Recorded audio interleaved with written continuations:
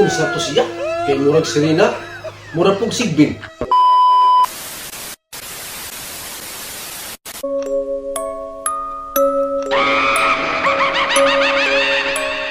Bago ang inaabangang Halloween special ng bagong henerasyon, makakausap po muna natin ang isa sa ating mga suki dito sa ating programa, ang kontrobersyal na paranormal investigator. Ed, kamusta ka na ba?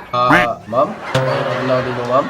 Magbisaya lang ko, ma'am. Kay mugahi manggod ang akong dila o magtagalog. Pero alam mo, maraming nagtatanong kasi, Ed, lalo na sa social media, meron ka pa raw bang kinatatakutan? Actually, ma'am, mahadlok jud ko guwak-wak, ma'am. Kay kining among lugar, ma'am, daghan gyud ni guwak-wak dinhi. Mao nga magdaladala gyud kog ahos, kutsilyong bronse. Samot na, ma'am. Kanang makakwarta ko gamay. Sus, daghanag yung wakwak diri magsabay-sabay. Yung pinakamahirap na kaso na iyong inimbestigahan, paranormal investigation yung ginagawa mo, di ba? Meron pa ba kaming hindi nalalaman? Meron pa bang hindi natitelevise? Kadtong dito sa BH, ma'am. Ang likramo manggod akong mga amigo dito. Kay naalagi ko noy mabinuang nila. Pag adto jud na ako dito jud ang elemento. Wa ko kasabot og unsa to siya. Kay murag Serena, murag pug Sigbin. So, teka muna, interesado na akong malaman. Ano yung mga naramdaman mo doon o mga nakita mo? Meron ba? Kuyawan ko, ma'am. Aram kusga naman tong ining to, ha?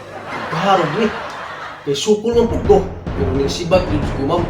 Kay lain naman yun ang iyang tuyo. Iya namang sagpuon ang akong bilahan. Sibat ko eh. Huwag daghanglangan.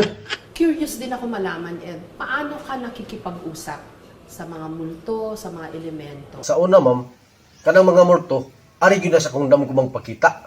Pero karon, ma'am, high-tech na sila. Samaan ni ma'am, na ay morto ning chat. Badji ni nga multo, ma'am. Kuya, nakay 2.5 diha. Kurot naman gud akong gasol. Wa pod ni bugas. Lahat ng mga naka-enkwentro mong multo o mga elemento, ano yung pinaka-nakakatakot? Katong nanguha og mangga, ma'am. Grabe hadlok ka, jud na ako ato. Kay naay ning lagtik sa akong itlog. Nga, way tao, ning ana ang tingog. Basta matayog, usban. Nakatila yung dagan, ma'am. Ay!